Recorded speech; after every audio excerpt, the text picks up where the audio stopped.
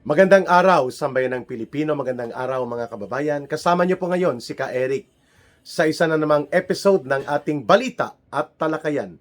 Uy, close to 98,000 na po ang ating subscribers and tuloy-tuloy po ang paglago at paglawak ng ating tagapagsubaybay at tagapagsuporta ng Ka Eric Celis YouTube channel. Utang na loob ko po yan sa inyo at ng aking pamilya. Saludo at maraming salamat po for your generosity of support na mapalawak po at mapalago ang ating Ka Eric Celis YouTube channel. Hindi ko po kakayanin yan kung wala po ang inyong mga pagsuporta, pagmamahal at patuloy na pagtitiwala sa ating mga advocacy na isinusulong. Maraming salamat also sa inyong pagsubaybay sa ating Bigwas ng Agila. Program po namin yan ni Dr. Lorraine Marie Badoy. Sa oras na ito po ay bibigyan natin ng update at pagpapaliwanag. Itong pag-aproba na mag-convene ang Senado bilang Senate Impeachment Court. And ito na nga po ang real test ng impeachment laban kay Vice President Sara Duterte.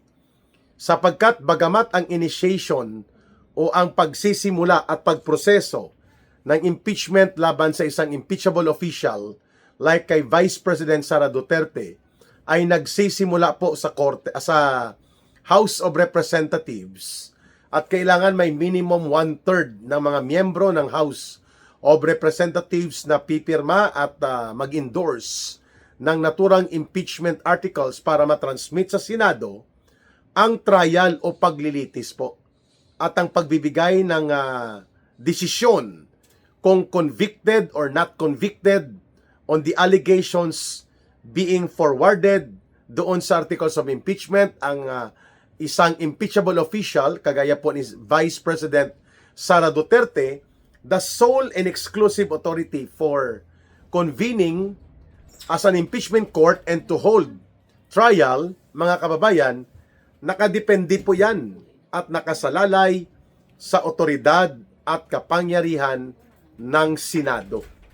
Ibig sabihin po, hindi naman natin inaasahan pa na magkakaroon ng positibo o favorable na mga pagbibigay ng aksyon ang House of Representatives laban kay Vice President Sara Duterte naman sapagkat yun talaga ay kontrolado at dinidiktahan yan at minamanipula nila Romualdez at nila Marcos Jr.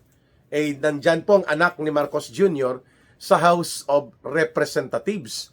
Siya po yung nagmamaniobra dyan at itinuturong nagmamanipula upang higpitan at talagang pilit-pitin at ipilit ang pangbabaluktot na ito sa hindi makatarungan at maanomalya at may mga aligasyon ng panunuhol na uri ng pangbabaluktot sa impeachment process sa House of Representatives. Pero baliwala na po yun sapagkat ang talagang magbibigay ng mabigat na epekto sa Vice President ay ang kalagayan ng pagbubuo ng Senate Impeachment Court. At yan ngayon po ay sa araw na ito nag-convene na po ang Senado. Sila po ay magiging senator judges na. Sila ay senador pa rin. Mayroon silang mandatory function bilang mga legislators. At mayroon silang additional function ngayon bilang mga senator judges. Sapagkat sila lang po ang binibigyan ng konstitusyon ng kapangyarihan ng otoridad na isagawa po ang impeachment trial at dapat sila ay magiging impeachment court. Ayan. Hindi pa po napa-finalize ang rules and procedures of the impeachment court. At pagkakaalam ko kanina, mga kababayan, ay mayroon pa pong cognizance or mayroong pagkilala sa pending motion na naisumite dito sa Korte Suprema. Dalawa po yun, ano? Ang una ay ang mga group of independent lawyers from Mindanao, sa grupo po nila Attorney Israelito Torion, na nagko-question sa tinatawag po na grave abuse of authority, grave abuse of discretion, at nawawala po ang kapangyarihan ng Kongreso sa House of Representatives dahil sa pandaraya sa proseso ng impeachment. Lalo na po ang expedition or fishing expedition at ang kanilang pagmamanipula sa mga ebidensya na dapat ay hindi nila yan pinapakialaman doon po sa mga nagsumiti ng complaint. Ang pangalawang nagreklamo po at naghayag ng kanyang intensyon na magkaroon ng pag-review ang Korte Suprema kung tama ba at naaayon sa saligang batas ang mga ginawa ng mga paglabag sa Bank Secrecy Law, sa Anti-Money Laundering Act, at sa Data Privacy Protection Act, among others. Ang Vice President Sara Duterte mismo nag-submit po ng kanyang petition for certiorari sa Korte Suprema. At ito ay pending. Bagamat pending ito, hindi naman po nakatali ang kamay ng Senado na hindi mag-convene bilang impeachment court at hindi mag-proceed. Kaya nga ang opinyon ni Attorney Harry Roque, isa po sa mga kinikilala na legal luminaries o eksperto sa pag-analisa sa batas bilang abogado, baka nga daw hindi mo na magdesisyon ang Korte Suprema. At hahayaan niya, papayagan nito na umusad ang impeachment trial sa impeachment court sa Senado. Kaysa naman i-preempt nito for the second time around na magdidesisyon ito na ibabasura niya ng Korte Suprema ang naturang impeachment articles and impeachment process na ginawa po sa House of Representatives, bagamat garapalan at lantaran po ang nangyaring pangbabaluktot sa mga naturang batas na binabanggit po ni Ka Eric. Ang Anti-Money Laundering Act, ang Bank Secrecy Law, ang Data Privacy Protection Act, at ang Due Process and Equal Protection provisions bilang doktrina ng ating constitutional democracy at ng ating mga legal processes. Lahat ng ito po ay nakita ng mamamayan kung paano ito sinalaula, tinapakan at tinatarantado ng mga Committee on Injustice na nagsagawa ng ala mini kangaroo court trial. Pero bagamat ganun po ang kagarapalan ng kabulastugan na ginawa sa proseso ng impeachment against the Vice President, naniniwala po si Attorney Harry Roque na magpapaliban ang Korte Suprema bilang paggalang at pagbibigay respeto dito sa Senado. May ganong pananaw si Attorney Harry Roque. That can be possible para hindi lumabas po na sobrang pakialamero ang Korte Suprema, bagamat mayroong batayan na sapat at malinaw doon sa mga kaganapan sa Kongreso ni Tambaluslos sa Committee on Injustice at sa kanilang mini kangaroo court trial, mas pipiliin daw di umano, according to the legal point of view ni Attorney Harry Roque, ng Korte Suprema na wag na munang magdesisyon. Kaysa naman lumabas na parang kinokontrol na nila ang impeachment processes. Let it be decided by the Senate, which is also part of the entire Congress. Kasi pag sinabi pong Kongreso, Senado, tsaka House of Representatives. Ngayon, kung magbibigay ng hatol o desisyon ng Korte Suprema at idideklara niyang null and void, unconstitutional, invalid ang naturang impeachment process na ginawa sa kabulastugan ng House of Representatives, automatic po magkakaroon ngayon ito ng legal question and political positioning at the Senate. Ito tuloy ba nila o hindi ang pag-convene at pag-proceed bilang impeachment court at mag-trial laban kay Vice President Sara Duterte kung mayroong umiiral na panibagong desisyon ang Korte Suprema. Kaya nga sabi ni Attorney Harry Roque, bagamat mayroong batayang tama at malinaw, pwedeng ito ay pagpapaliban muna ng Korte Suprema para hahayaan ang Senado na siya ang bumuo ng kanilang desisyon upang hindi lumabas na pinakialaman kaagad ng Korte Suprema ang nangyayari sa impeachment process.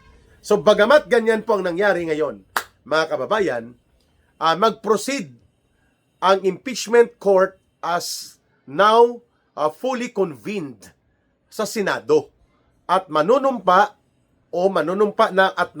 na ang mga senator judges patungkol po dito sa Senate Impeachment Court na sila na ang magiging senator judges.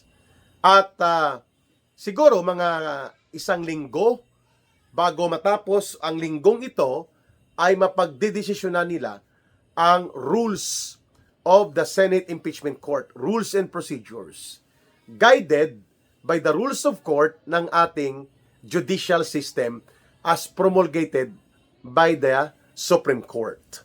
Hindi naman po talaga court of law ang Senate Impeachment Court. They are more of a political, civil, administrative court pertaining to political process involving public office, certainty of offense, and yung kaakibat na mga parusa na nakasaad sa saligang batas. Yun pong kanilang role. Hindi po ito regular court na susundin stricto ang rules of procedures ng ating Korte Suprema na nakasaad bilang gabay sa paglulunsad o pagsasagawa ng mga trial sa ating mga regional trial court, municipal trial court, sa Court of Appeals, o kaya sa Supreme Court. So there is a flexibility on the part of the Senate na sila ay hinahayaan ng konstitusyon kung ano po ang mga patakaran, pamamaraan, at mga guidelines upang simulan ang impeachment trial laban kay Vice President Sara Duterte. So wala pa po itong rules and procedures of the Senate Impeachment Court. Ginagawa pa nila ito. At pangalawa, mukhang hindi na kailangan na mag-preside ang Supreme Court Justice or Chief Justice of the Supreme Court sapagkat ang huling impeachment trial na mayroon pong malinaw na naging proseso at nangyari nga noong 20 years ago or 25 years ago ay yung trial sa impeachment court ng Senado laban kay former President Joseph Erap Estrada. Ang nakaupo po noon na co-presiding officer ay si Chief Justice Hilario Davidi at si Senate President Aquilino Pimentel. I think dahil yon sa ang nakasalang na trial or nakasalang sa trial ay ang presidente ng Pilipinas. According sa mga lawyers na nakakausap po natin, hindi automatic na kailangang umupo ang Supreme Court Chief Justice kung other than the President ang nakasalang sa impeachment court trial sa Senado. So meaning to say, pwedeng ang mag-preside lang nito ay ang Senate President. And as of the moment, ang Senate President po ay si Senator Alan Peter Cayetano. Bagamat mayroong drama maniobra na nangyari kanina, ang dalawang kunwari ay nag-abstain na dating kasama sa silent majority, nang magbiyakan ito ay nag-abstain sila. And they tended to be, kunwari ay independent. We're talking about Senator J.B. Ejercito and Senator Sherwin Gatchalian. But today, they decided to officially join the minority group. So it made the number 11. Kulang pa rin po sila ng dalawa. They need 2 more senators to join the group of Tito Soto and Ping Lacson, Hontiveros and Pangilinan, among others. They need 2 more senators para makuha nila ang 13 minimum requirement para magkaroon ka ng majority block sa Senado, and you can control the leadership and the chairperson assignment for the committees in the Senate. Para makontrol mong mayoriya at magkaroon ka ng batayan para pamunuan ng Senado on the basis of your majority vote of numbers, ay malinaw na dapat mayroon kang 13 senators. Naabot po yan nila Alan Peter Cayetano nung panahon na nagkaroon ng botohan. But right now, ang physical presence po ni Senator Bato de la Rosa dahil nga po dito sa panggigipit at mga pang-aatake ng gobyerno ni Marcos laban sa kanya, kahit bagamat pa na bogus ang warrant of arrest na yon at impostor ang warrant server na si Trillanes, physically absent na naman ngayon si Senator Bato de la Rosa sa Senado. So dahil dyan, 12 lang po ang numero ng majority in the actual physical number counting. So kung bibilangin ngayon, ang majority 12 plus Senator Bato de la Rosa, 13. Pero pag nagbutuhan sa mga motion at nagbutuhan sa mga desisyon ng Senado, ang requirement dapat physically present. Ngayon, mayroong mungkahi na naririnig natin na itutulak ni Senator Rodante Marcoleta. Napapayagan si Senator Bato de la Rosa na mag-participate via remote communication system like Zoom o Team or whatever platform that will allow webinar type that will allow him to join in the Senate proceedings kahit wala siya directly physically present at the Senate Plenary Hall. Okay? Ginawa na rin po yan sa panahon ng COVID-19. Mula 2020 hanggang maagang bahagi ng 2022 ay iginagawa po ang tinatawag na remote communications line participation ng mga senador kahit na mga resource persons. So, itutulak pa lang ito ni Senator Marcoleta kung papayagan. Pero, nag-aalboruto na at kulang na lang ay maglupasay sa Senado si Hontiveros na sabi niya, tututulan ko ang layunin nila ng majority numbers nila Marcoleta, nila Alan Peter Cayetano na papayagan ang remote participation in the voting process during plenary or session of the Senate, which includes the proceedings of the Senate Impeachment Court. So, hindi talaga gusto ni Hontiveros na mapapayagan na makapag-participate si Senator Bato de la Rosa. Pero siyempre, pag nagbutuhan yan, kailangan on the numbers in the floor, so 12 and 11. Mananalo ang 12. Pero i-contest nila ang majority number sapagkat dapat daw 13. Dahil 24 ang senator, so dapat 50% plus 1. Pero ngayon, nakuha na po yan nung nakaraang linggo. Matapos po na nakalusot si Senator Bato de la Rosa sa maniobra upang siya ay damputin o dukutin sa loob ng Senate Session Hall, nakalusot siya. At ngayon ay wala na naman siya dahil naabot na nila ang realignment of majority numbers na nagkaroon ng botohan sa plenary. So, valid ba ang itinutulak ni Senator Marcoleta na mag-participate si Senator Bato de la Rosa given the situation right now, bagamat wala siyang valid arrest order na nagmumula sa mga local or domestic judicial court authority of the Philippines, pero hinahabol po siya at ginigipit at ipinapadampot po siya at pinapadurog ng Malacanang through the NBI at kay Trillanes, kay Matibag at kay Trillanes. And later on, maybe mag-join na rin ang PNP dyan.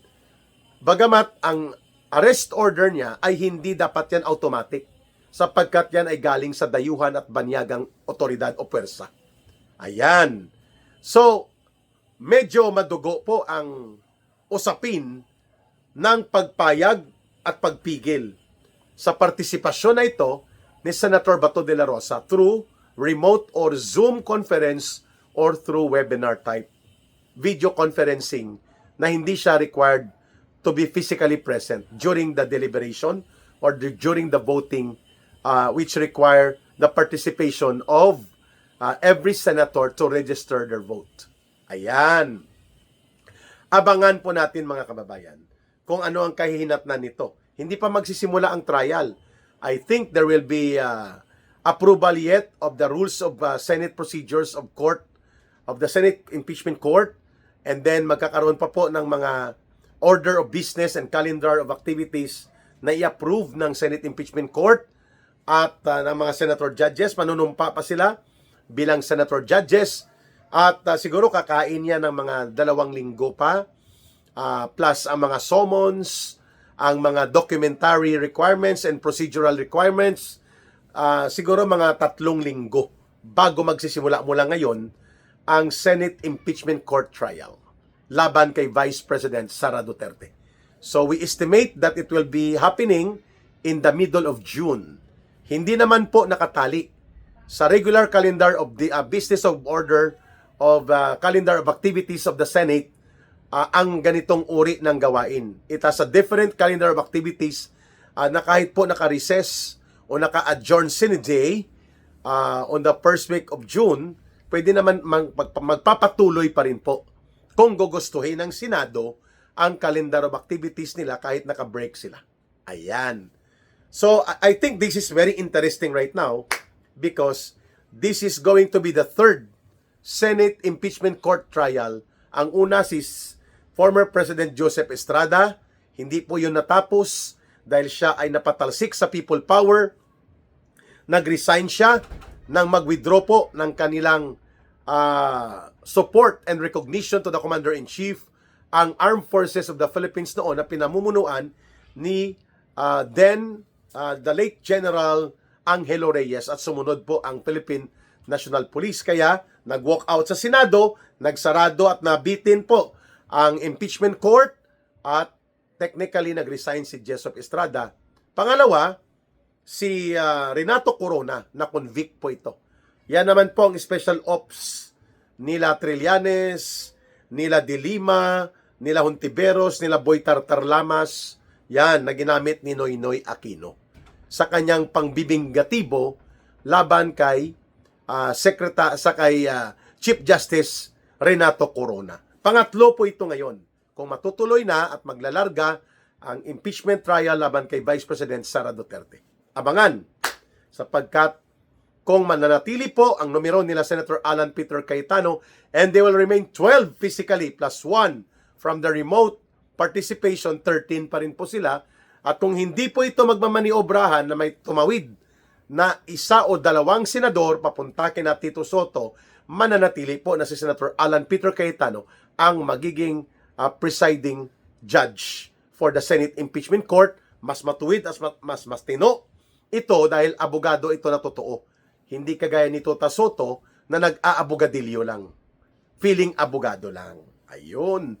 So at least magiging balanse, patas, at mayroon pong integridad at tama na pagtatanggol sa proseso ng due process of law, equal protection of law, fairness, and transparent and objective na proseso ng impeachment trial. Kung mananatili ang ganitong kaayusan on the part of the Senate majority right now, led by the Senate President Alan Peter Cayetano. Maraming salamat sa inyong pagsubaybay, pagtangkilik, pagsuporta sa ating Ka Eric Celis YouTube channel. Mahalin po natin ang bansang Pilipinas. Walang ibang magmamahal nito, kundi tayo ring mga Pilipino. Para sa Diyos at sa Pilipinas nating mahal.